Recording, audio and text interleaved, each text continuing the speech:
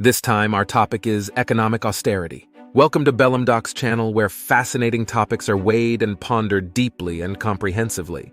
The logo, globe, and thinker symbolize the breadth of the topics. Join us on a journey that challenges your thoughts and broadens your views of the world. This is Bellumdoc. When a state spends more money than it has, sooner or later the state's economy needs to be adjusted, and that's called economic austerity. Let's go. When the economy is put under what's known as austerity, politicians usually start cutting perceived excess state expenses.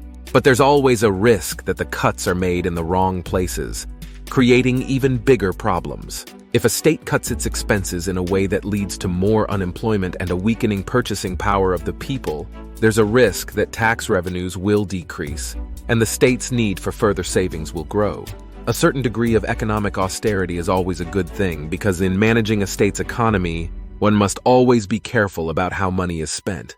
When a state's economy is managed well, the decisions made by politicians and the rules they create in the markets help money flow more efficiently, resulting in higher tax revenues for the state. As discussed in the episode The Movement of Money, the power source of the economy, when money flows well, businesses thrive and ordinary wage earners prosper. Then, both businesses and wage earners have purchasing power to make purchases and support businesses and the state through their purchases, which are taxed, generating revenue. That's why politicians need great wisdom when adjusting a state's expenses to match its revenues. The primary task of politicians in managing a state's economy is to ensure that ordinary citizens have enough money after taxes to buy non-essential goods. What are non-essential goods? When ordinary people have low incomes and little money, they only buy essential goods. These essential goods or services include food, water, and electricity. A poor person cannot afford to buy a new lamp, a new carpet, or a new coat. An old lamp, old carpet, or old coat is sufficient. A poor person with no purchasing power also does not renovate their kitchen, buy a new car, take out a mortgage for a house, or spend money on anything that is not essential.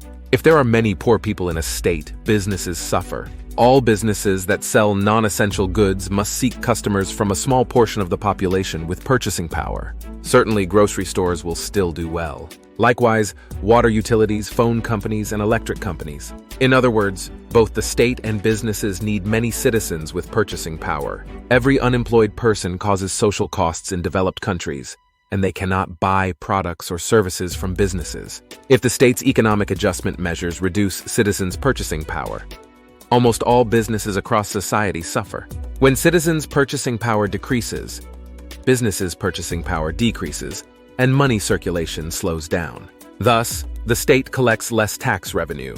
So, there's a great risk that while economic austerity measures may achieve savings, on the other hand, tax revenues are lost, and then the state is once again in a situation where it needs to find more to save. The downward spiral is ready. And the only way to get out of such a spiral is to try all means to increase the movement of money, most effectively achieved by increasing the number of citizens with purchasing power. A poor citizen is a problem for the state's economy, and that's why poverty should be fought against.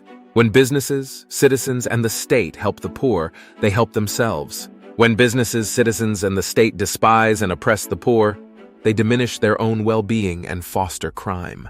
Thank you, dear listener, for joining us on Bellumdoc's journey. Remember to subscribe to my channel and hit the bell icon so you don't miss future episodes. Together, we can build a community that values intellectual curiosity. Stay tuned, the world awaits.